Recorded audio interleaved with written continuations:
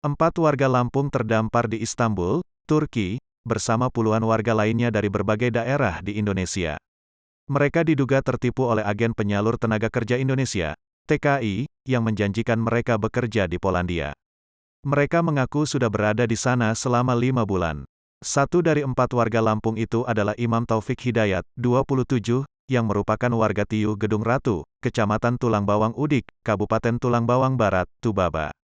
Kepala Tiu Gedung Ratu, Juwaini, membenarkan satu warganya berada dalam rombongan warga negara Indonesia, WNI, yang kini terdampar di Istanbul, Turki.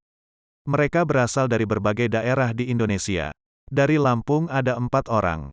Satu adalah warga kita, Gedung Ratu, dan 3 merupakan warga Lampung Timur. Terang Juwaini kepada tribunpampung.co.id, Minggu, tanggal 17 April tahun 2022, petang. Merujuk informasi yang diterima perangkat Tiu Gedung Ratu, Imam Taufik Hidayat berangkat ke dari kampungnya pada November tahun 2021 lalu. Sayangnya, penyalur TKI yang memberangkat puluhan orang tersebut merupakan agen TKI ilegal.